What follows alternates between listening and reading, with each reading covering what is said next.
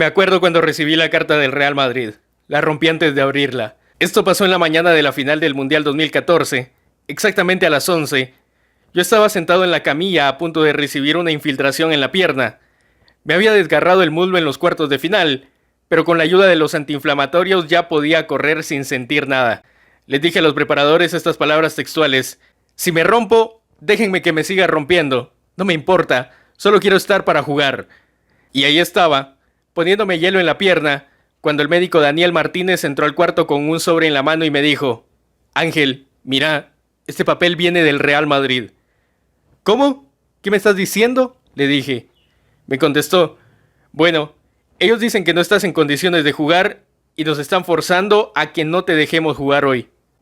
Inmediatamente entendí todo lo que estaba pasando. Todos habían escuchado los rumores de que el Real quería comprar a James Rodríguez después del Mundial, y yo sabía que me querían vender para hacerle lugar a él. Así que no querían que su jugador se rompiera antes de venderlo. Era así de sencillo. Ese es el negocio del fútbol que la gente no siempre ve. Le pedí a Daniel que me diera la carta. Ni siquiera la abrí. Solamente la rompí en pedacitos y le dije: ¡tírala! El único que decide acá soy yo. No había dormido mucho la noche anterior al partido. En parte porque los hinchas brasileños habían estado tirando fuegos artificiales y petardos durante toda la madrugada. Pero incluso, aunque hubiera estado todo en silencio, creo que igual no iba a poder dormir. Es imposible explicar la sensación que uno tiene antes de una final de un mundial, cuando todo lo que alguna vez soñaste se te pasa por delante de tus ojos. Sinceramente quería jugar ese día, incluso si terminaba mi carrera, pero tampoco quería hacerle las cosas más difíciles al equipo. Así que me desperté muy temprano y fui a ver a nuestro técnico, Alejandro Sabella. Teníamos una relación muy cercana, y si le llegaba a decir que quería jugar, seguramente él iba a sentir la presión de ponerme. Así que le dije honestamente, con una mano en el corazón, que él debía poner al jugador que él sintiera que tenía que poner. Si soy yo, soy yo. Si es otro, entonces será otro. Yo solo quiero ganar la copa. Si me llamas, voy a jugar hasta que me rompa, le dije. Y entonces me largué a llorar. No lo pude evitar. Ese momento me había sobrepasado. Era normal. Cuando tuvimos la charla técnica antes del partido, Sabella anunció que Enzo Pérez iba a ser titular, porque estaba al 100% en lo físico. Y bueno, juega él, todo bien. Igualmente me hice una infiltración antes del partido, y después me di otra durante el segundo tiempo. Así podía estar preparado para jugar si me llegaba a tocar la chance de entrar. Pero el llamado nunca llegó. Perdimos la Copa del Mundo. Fue el día más difícil de mi vida. Después del partido los medios empezaron a decir cosas feas del por qué no había jugado, pero lo que les estoy diciendo es la pura verdad. Lo que todavía me da vueltas por la cabeza es ese momento en el que voy a hablar con Sabella y me largo a llorar enfrente de él. Siempre me voy a preguntar si él pensó que yo lloraba porque estaba nervioso. Y en verdad no tuvo nada que ver con los nervios. Estaba totalmente emocionado por todo lo que en ese momento significaba para mí. Estábamos tan cerca de lograr el sueño imposible. Las paredes de nuestra casa supuestamente eran blancas, pero nunca me las acuerdo como blancas. Al principio eran grises, después se pusieron negras por el polvillo del carbón. Mi papá era un trabajador del carbón, pero no de los que trabajan en una mina. ¿Alguna vez has visto hacer carbón? Las bolsitas que compras en cualquier negocio para hacer el asado vienen de algún lugar. Y la verdad es que la carbonería es un trabajo muy sucio. Mi viejo solía trabajar abajo de un techo de chapa en nuestro patio, y después le tocaba embolsar todos los pedazos de carbón para poder venderlos en el mercado. Bueno, no era solo él. Tenía sus pequeños ayudantes, ¿eh? Antes del colegio nos despertábamos con mi hermanita para ayudarlo. Teníamos 9 o 10 años, que es la edad perfecta para embolsar carbón porque lo puedes transformar en un juego.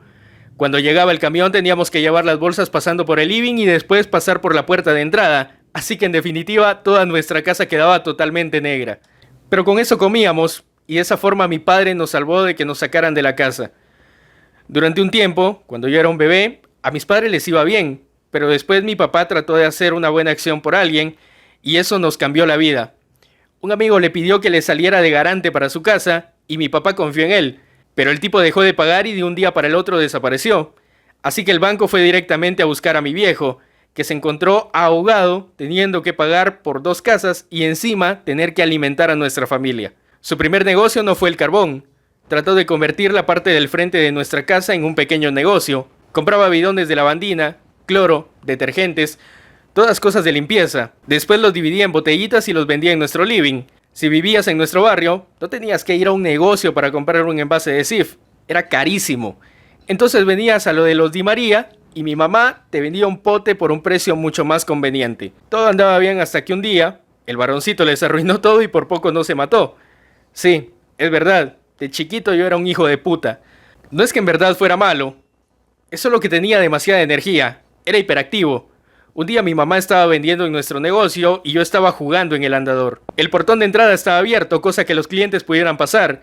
Mi mamá se distrajo y yo empecé a caminar, seguí caminando, tenía ganas de explorar, ¿viste? Me fui directo a la mitad de la calle y mi mamá tuvo que correr como loca para salvarme de que me atropellara un auto. Por la manera en que ella lo cuenta, fue bastante dramático. Ese fue el último día del negocio de limpieza de Di María. Mi mamá le dijo a mi papá que era demasiado peligroso y que teníamos que buscar algo distinto. Ahí fue cuando él escuchó que había una persona que traía los barriles de carbón de Santiago del Estero. Pero lo gracioso es que ni siquiera teníamos la plata como para poder vender carbón. Mi viejo tuvo que convencer a esta persona para que le mandara los primeros cargamentos, cosa de que los vendiera y así empezar a pagarle. Así que cuando mi hermano o yo pedíamos por golosinas o cualquier cosa, mi papá nos decía: estoy pagando 2 casas y encima un camión lleno de carbón. Me acuerdo de que un día estábamos embolsando el carbón con mi papá, hacía mucho frío y llovía. Estábamos abajo del techo de chapa, era durísimo estar ahí. Después de un rato yo me iba al colegio, que estaba más calentito, pero mi papá se quedaba embolsando ahí todo el día, sin pausa, porque si no lograba vender el carbón ese día, nosotros no teníamos nada para comer, así de simple. Y yo pensaba, y de verdad lo creía, va a llegar un momento en que todo cambie para bien. Por eso, yo al fútbol le debo todo. A veces ser un quilombero tiene sus beneficios. Yo empecé en el fútbol muy temprano porque a mi vieja la estaba volviendo loca. Me había llevado a pediatría cuando tenía 4 años y le dijo: doctor, no para un segundo de correr, ¿qué puedo hacer? Y como era buen médico argentino, obviamente le contestó: ¿qué puede hacer? Fútbol. Así empecé mi carrera futbolística. Estaba obsesionado, era lo único que hacía. Jugaba tanto pero tanto a la pelota que cada 2 meses los botines se me hacían bolsa. Mi mamá me los pegaba con Poxirrán, porque no teníamos la plata para comprar nuevos. Cuando tenía 7 años ya debía ser bastante bueno, porque después de meter 64 goles para el equipo de barrio en el año, mi mamá viene un día y me dice: los de la radio quieren hablar con vos. Fuimos a la radio para que me hicieran una nota, era tímido que apenas si pude hablar. Ese año mi papá recibió un llamado del entrenador de Rosario Central.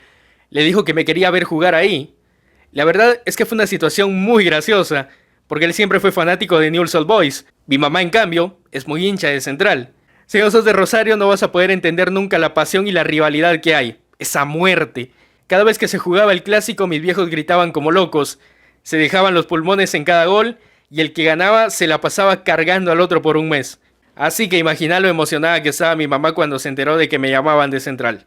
Mi papá dudaba. No sé, es medio lejos. Son 9 kilómetros, no tenemos auto, ¿cómo lo vamos a llevar hasta allá? Y mi mamá le dijo: no te preocupes, yo lo llevo, no hay ningún problema. Y ahí es cuando nació Graciela. Graciela era una bicicleta María, oxidada, con la que mi mamá me llevaba todos los días al entrenamiento. Tenía un canastito adelante y espacio para llevar a uno más atrás, pero había un problema, porque mi hermanita también tenía que venir con nosotros. Entonces mi papá con una sierra le cortó un cuadrito de cada lado del canastito, que es donde se sentaba mi hermana. Así que imaginen esto: una mujer andando en bicicleta por todo Rosario con un pibe atrás y una nenita adelante, más un bolso deportivo con mis botines y algo de comer en el canasto de adelante.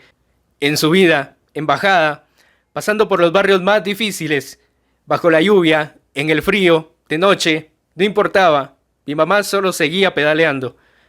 Graciela nos llevaba a donde tuviéramos que ir. Así y todo, la verdad es que mi época en Central no fue fácil.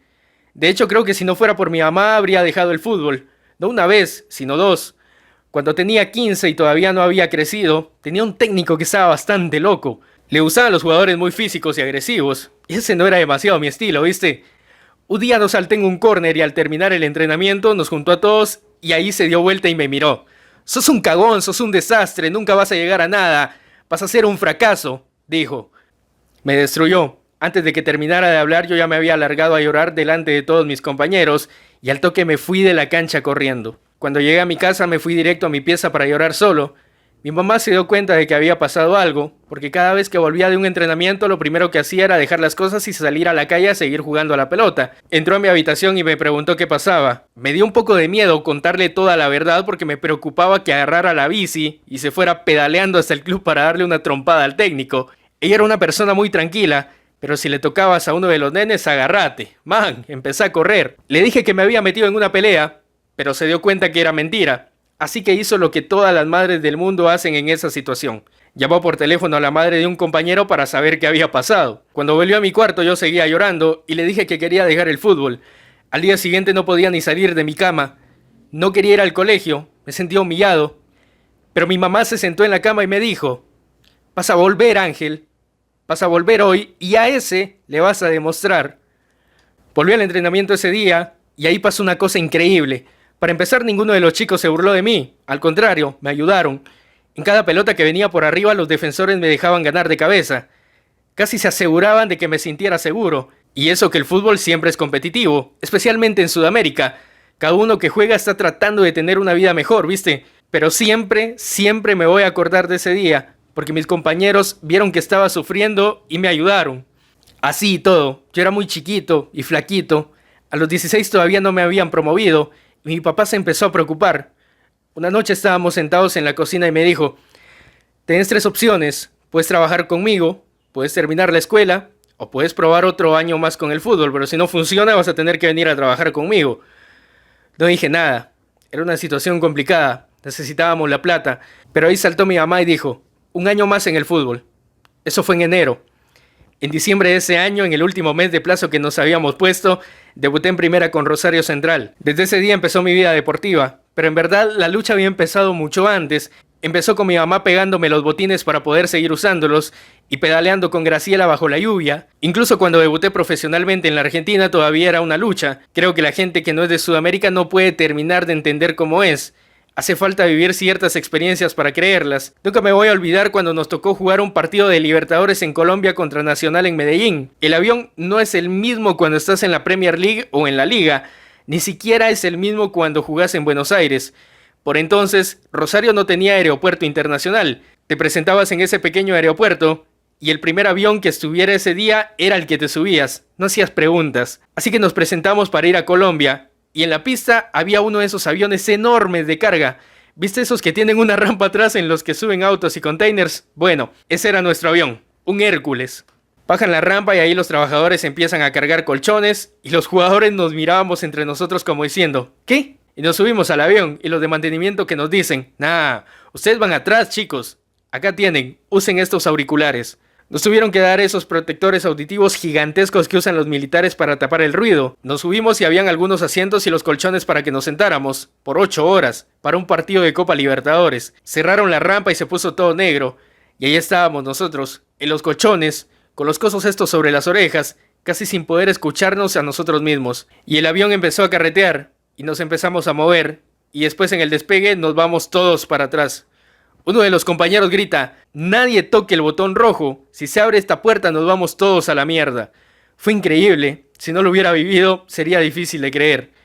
Pero están mis compañeros de testigos, pasó de verdad. Esa fue nuestra versión de un avión privado, un Hércules. Aunque no lo crean, ese recuerdo me da un poco de alegría. Cuando estás tratando de triunfar en el fútbol argentino tenés que hacer todo lo que sea necesario, y al avión que aparezca ese día te subís sin hacer preguntas. Después, si te llega la oportunidad, te tomas el avión con un boleto de ida. Para mí esa oportunidad fue en Portugal con el Benfica. Quizás muchos hoy miran mi carrera y dicen: wow, se fue al Benfica, y después al Real Madrid, al Manchester United, al Paris Saint-Germain, y les parece que es fácil, pero no se dan una idea de cuántas cosas me pasaron en el medio. Cuando llegué al Benfica apenas si jugué durante 2 temporadas. Mi papá dejó el trabajo para irse a Portugal conmigo, y tuvo que estar separado por un océano de distancia con mi mamá. Había noches que lo escuchaba hablando por teléfono con ella y lloraba de lo que la extrañaba.